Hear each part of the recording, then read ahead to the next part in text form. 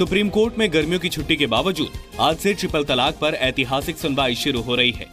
Supreme court की संवैधानिक bench आज से रोजाना सुनवाई करेगी। कोर्ट में निकाह, हलाला और बहुविवाह पर भी सुनवाई होगी। केंद्र सरकार ने अपने हलफनामे में सवाल उठाया है कि धार्मिक स्वतंत्रता के अधिकार के तहत ट्रिपल तलाक, हलाला और बहुविवाह की इजाजत दी जा सकती है या नहीं। समानता का अधिकार, गरिमा के साथ जीने का अधिकार और धार्मिक स्वतंत्रता के अधिकार में प्राथमिकता किसको दी जाए। पर्सनल लॉ को संविधान के अनुच्छेद 13 के तहत कानून माना जाएगा या नहीं। क्या ट्रिपल तलाक, निकाह, हलाला और बहुविवाह उन अंतर्राष्ट्रीय कानूनों के तहत सही हैं, जिन पर भारत ने भी दस्तखत किए हैं। हजारों की तादाद में, लाखों की तादाद में जो पढ़े लिखे समझदार मुसलमान हैं, उनकी भी निगाह सुप्रीम कोर्ट पे है कि वो इस्लामिक तरीके पे जो औरतों को हुकूक दिए हैं, उनके अनुसार सुप्रीम कोर्ट अपनी राय दे। सुप्रीम कोर्ट ने इस मामले में सभी पक्षों की राय मांगी थी। कभी कोर्ट ने हमसे ये नहीं कहा कि तुम ऐसा करो। कोर्ट को ये बताना चाहिए कि हमारा ट्रिपल तलाक के ऊपर ये एतराज है, ये एतराज है, ये इसको सामने रख करके आप लोग बैठ करके महीने के अंदर, 15 दिन के अंदर, 10 दिन के अंदर कोई फैसला करें। सुप्रीम कोर्ट के चीफ जस्टिस जगदीश सिंह खेहर की अध्यक्षता वाली 5 सदस्यीय संविधान पीठ 7 याचिकाओं पर सुनवाई शुरू करेगी। संविधान पीठ के सदस्यों में सिख, ईसाई, पारसी, हिंदू और मुस्लिम समुदाय के सदस्य शामिल होंगे। 7 याचिकाओं में 5 मुस्लिम महिलाओं ने दायर की हैं। इन याचिकाओं में मुस्लिम समुदाय में प्रचलित 3 तलाक की प्रथा को चुनौती देते हुए इसे असंवैधानिक बताया गया है। राजस्थान के भरतपुर में एक शादी समारोह के दौरान दीवार गिरने से 24 लोगों की मौत हो गई। मरने वालों में 8 महिलाएं, 5 बच्चे और 11 पुरुष शामिल हैं और करीब 75 से ज्यादा लोग घायल हो गए। बारात जयपुर के जौहरी बाजार से भरतपुर आई थी। शादी समारोह में करीब 800 लोग मौजूद थे। मरने वालों की संख्या बढ़ सकती है। रात 10 बजे आई तेज आंधी और बारिश को दीवार गिरने की वजह बताया जा रहा है। तेज अंधड़ आने की वजह से हो सकता है लोग बाग उसमें शरण लेने गए होंगे। उस दरमियान ही वो दीवार उन लोगों पे गिर गई और जिसमें करीब 14 लोगों की जान गई है और करीब 25 से 30 लोग जख्मी हुए हैं। सेना ने कहा है कि वो कश्मीर में लेफ्टिनेंट उमर फयाज की शहादत का बदला लेगी। राजपुताना राइफल्स ने कहा है कि पूरी सेना दुख की इस घड़ी में लेफ्टिनेंट उमर के परिवार के साथ है। 22 साल के लेफ्टिनेंट उमर को आतंकियों ने मंगलवार रात अगवा कर बेरहमी से हत्या कर दी थी। रक्षा मंत्री अरुण जेटली ने लेफ्टिनेंट उमर को श्रद्धांजलि देते हुए उन्हें कश्मीरी नौजवानों का रोल मॉडल बताया है। बुधवार को पूरे राजकीय सम्मान के साथ लेफ्टिनेंट उमर को सुपुर्द खाक किया गया। अननोन टेररिस्ट ने जो इस इलाके में रहते हैं, इन्होंने कल रात को लेफ्टिनेंट उमर फयाज को किडनैप किया है और बाद में उनको मार दिया गया है। भारतीय नौसेना के पूर्व अधिकारी कुलभूषण जाधव की मौत की सजा पर इंटरनेशनल कोर्ट ऑफ जस्टिस 15 मई को सुनवाई करेगा। भारत की तरफ से पैरवी सीनियर लॉयर हरीश साल्वे कर रहे हैं। कुलभूषण की फांसी पर आईसीजे की रोक के तुरंत बाद पाकिस्तान के प्रधानमंत्री नवाज शरीफ और सेना प्रमुख जनरल कमर जावेद के साथ करीब 90 मिनट तक चर्चा की।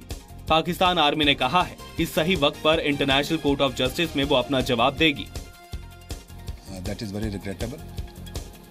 ऐसा जो है, ऐसे हालात नहीं होने चाहिए थे कि जिसमें हर बंदे ने मीडिया पे भी और बाहर भी एक पोजीशन ले ली और 2 साइडें बना दी। तो उस प्रेस रिलीज़ का मकसद किसी भी तरह से किसी इदारे या किसी शख्सियत के साथ वो साइड बनना नहीं था। कुलभूषण जाधव की फांसी पर इंटरनेशनल कोर्ट ऑफ जस्टिस की रोक के बाद पाकिस्तान बौखला गया है।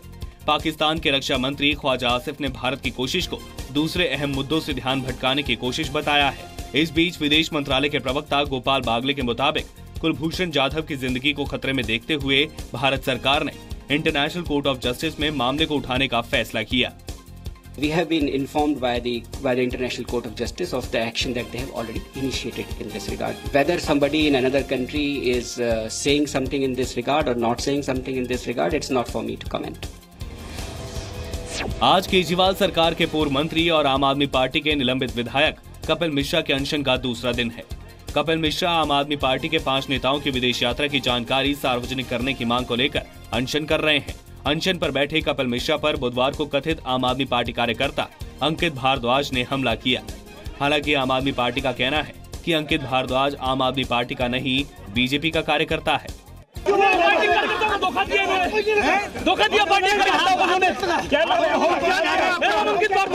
ये भारतीय जनता युवा मोर्चा का एग्जीक्यूटिव मेंबर है, ये इसकी प्रोफाइल से जो पता चला है। और इसकी फोटोज आप देख लीजिए, भारतीय जनता पार्टी के प्रदर्शन में भी है। दिल्ली के बाद पंजाब में भी आम आदमी पार्टी में कलह शुरू हो गई है।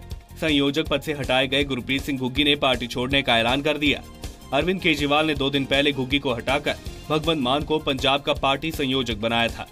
घुग्गी ने कपिल मिश्रा के उन आरोपों की पुष्टि की कि पंजाब चुनाव के दौरान शराब और लड़कियों का इस्तेमाल किया गया था।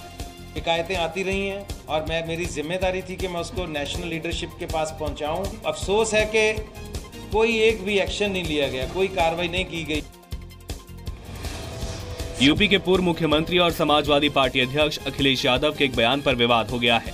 अखिलेश यादव ने झांसी में सवाल उठाया कि देश के लिए गुजरात के सैनिक शहीद क्यों नहीं होते। हम तो कहते हैं यूपी, बिहार, मध्य प्रदेश, दक्षिण भारत के बहुत सारे शहीद हुए हैं।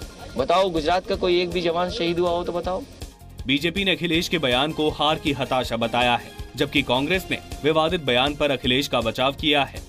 अखिलेश यादव की अकल इतनी कुंद हो गई है कि वे हार की खींच में भारत के बहादुर जवानों में प्रांत और अन्य वर्ग के आधार पर भेद पैदा कर रहे हैं।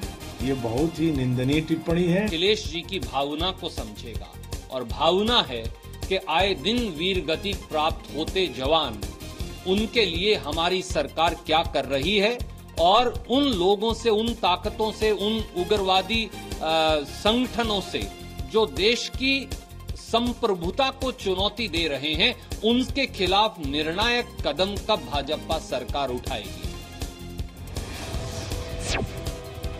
इस साल मानसून में 100% बारिश होगी।